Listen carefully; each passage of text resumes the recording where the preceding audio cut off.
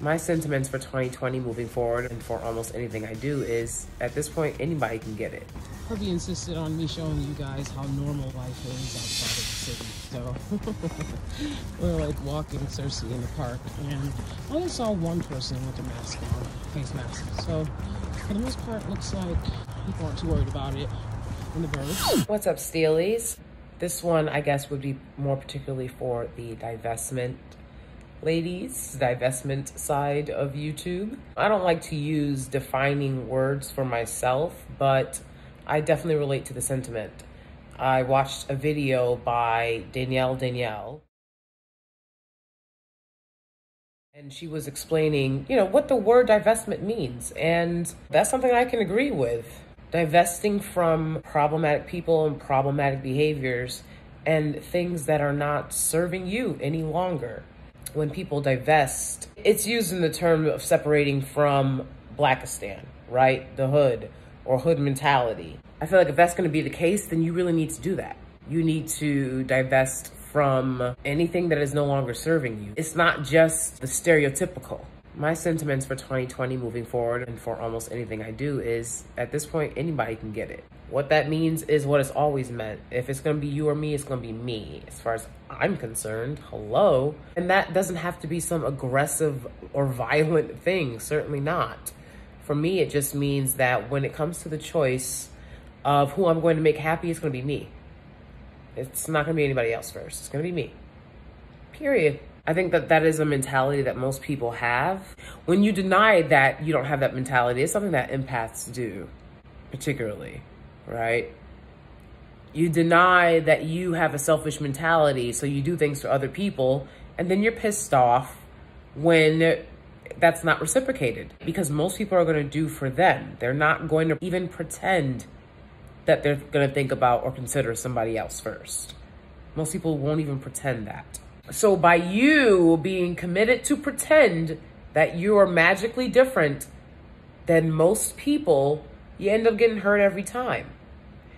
And I feel like where that applies with divestment is that, you can't take the cape off for one and put it on for somebody else. It's still a lot of caping for this and that, where at the end of the day, let's talk about this, let's talk about that. All you need to be talking about is your next move for leveling up. That's one thing you need to be talking about. Your next move for leveling up. What books can you read? What skills can you learn? If you know how to shoot a gun, that's something interesting that you can talk about with your hypergamous man. Get into politics and get into economics and things like that that men love. Everybody loves drama, and that's great. I love drama too. I seen it. I see it. I see the drama. I can't be a part of it, because I don't react to things the way other people react to things. You see what I'm saying? But I see it. And that's great. But I made a choice that I am going to divest from anything that no longer serves me. Maybe God has unconditional love, but unconditional love, I've never seen it. I've rarely seen it. I've rarely seen it. And to ask me for it when I'm not feeling myself getting it from anywhere, besides my husband, it's no. I have to master unconditionally loving myself first. And that's a lifelong journey. So I don't know if I got time to try to add you in there. I think that, especially when it comes to family, people think that they're an automatic in your life. And I've never felt like anything in my life was automatic. And the one area that I tried to control was who I allowed in my life. I would find immediately after I stopped interacting with certain people, I felt better, because I don't like repeating myself. If you're gonna ask me for something, I'm gonna ask you for something, period. If you wanna ask me for money, I might ask you for a recommendation. You see what I'm saying? Like, no matter what it is, there's always some way you can pay somebody back. There's always some way you can pay somebody back. I'm not interested in muling or carrying other people through anymore on my strength. I've only got enough strength for myself now. just like everybody wanted me to. I find it's actually very condescending to have this idea that just because you're doing better than the average bear or most people that you know, that you're some type of savior, and all of a sudden you're qualified to save people and tell them what to do. That's something that I learned along the way because I had that mentality when I was younger.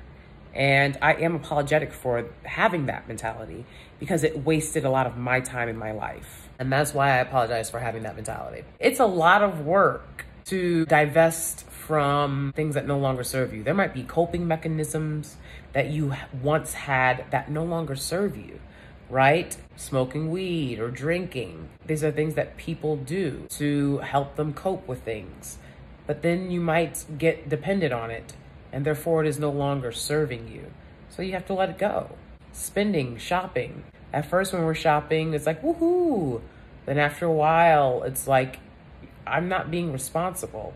And this coping mechanism is no longer serving me. My ideology of family or what was right, I found the way that I solidified things in my head no longer served me. And I wanted a more open way of expressing and feeling things. I know you guys probably think that I talk about a lot of riffraff, or, you know, they're like, get to the point. You ain't keeping it real, you know, and I'm like, damn it. I was trying to keep it real with DanieSteel. Okay. I get that. There's something I can do about that. I'm not trying to play reindeer games. I'm trying to make a life for myself coming from nothing. I don't have one parent, let alone two. And I'm trying to make a life for myself. I'm trying to make something out of scratch. We branding. And, you know, I would appreciate support in any way that you could show it, because I'm here to support and encourage Black women who maybe grew up in foster care, or maybe grew up having to depend on the kindness of strangers, grew up poor, grew up working class, grew up going to PWIs and being ostracized, whatever it is. I'm trying to just lend any advice that I can from where I'm coming from. So I hope that you'll continue to join me. I hope you guys like my little pinup look. Hubby loves it. I wasn't even like trying to like serve pinup, you know, but I see. I decided not to get my nails done anymore while we're in quarantine, so I won't have any of my awesome nails for God knows how long. But I had to do that because these things are really bad for your nails. And anyone that doesn't wear them is always like, they're really bad for your nails. And I'm like, I know that. So I usually give myself a month or 2 long breaks anyways, just because I can't wear them if I'm doing a certain project or filming or playing a certain role, right? I can't have acrylic nails. So I usually do that anyways, but I hadn't done it in a while and my nails were suffering. So obviously when you see me, since we're in quarantine, I'm not gonna be able to get my nails done again. I canceled my last appointment. That was tomorrow, because I just feel like it's just time to protect ourselves first and foremost and focus on just getting through this. I've always had a mentality of not letting mediocrity interfere with my goals. Most people want just an average life, and that's fine. So it's like, so why are you around somebody like me that want to do bigger and better things? Why is you around me trying to tell me to get down on your level? That doesn't make any sense. If I was around somebody who had bigger dreams than me, I'd be rooting for them.